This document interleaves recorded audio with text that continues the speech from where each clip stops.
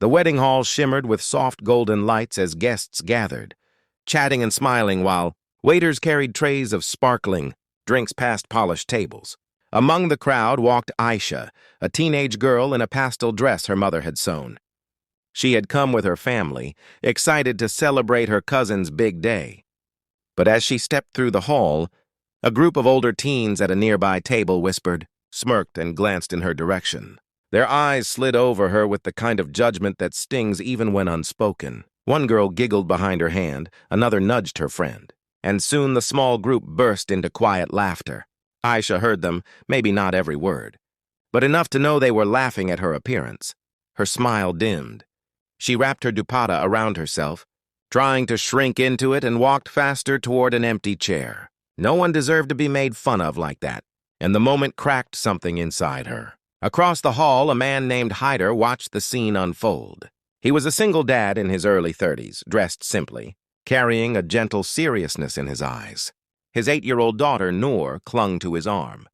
She had noticed the teens, too, and tugged at him as they moved closer to the buffet. "Baba, why are they being mean?"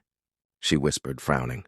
Hyder followed her gaze and saw Aisha sitting alone at the corner table, pretending to look at her phone while wiping her eye. It bothered him deeply, maybe because he knew too well how cruel the world could be, or maybe because he was raising his daughter to be kinder than what they were seeing now. He squeezed Noor's shoulder and said softly, "Some people forget that kindness costs nothing."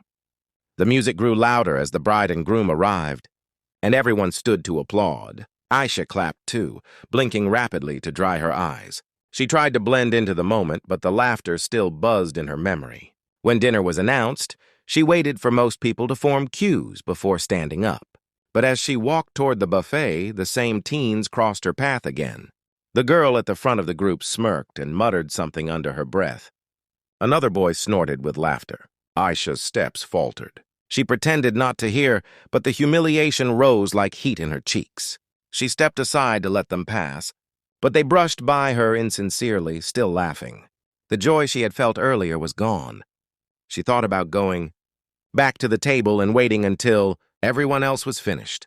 Noor tugged her father's hand again. "Baba, can we go talk to her?" Hyder looked down at his daughter. Her concern was honest and real. He nodded. "Let's go."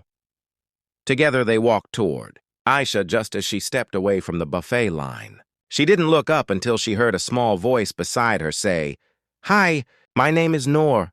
Your dress is really pretty." Aisha blinked in surprise. She wasn't used to strangers approaching her with kindness. "Oh, thank you," she said softly, managing a tiny smile. Noor grinned and added, "You look like a princess. I want a dress like yours someday." That made Aisha laugh quietly despite everything, and she brushed away a tear before it could fall. Hyder stepped beside his daughter and greeted Aisha with a warm smile. "Salam, are you okay? You looked upset earlier." Aisha hesitated, unsure how much to reveal. She didn't want to cause trouble or seem dramatic. "I'm fine," she said after a moment.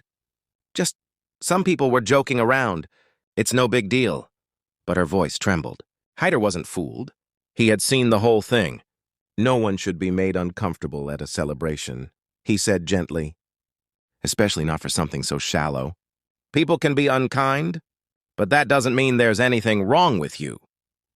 Aisha looked down, swallowing hard.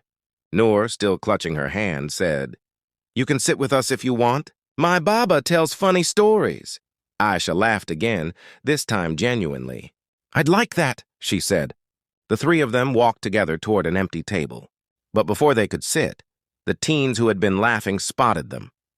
One boy raised his brows, nudged his friend, and whispered loudly enough for the surrounding people to hear. "Look, she brought backup." More laughter echoed. Aisha froze. Hyder turned slowly toward them, his expression calm but unshakably firm. "Is everything okay over there?"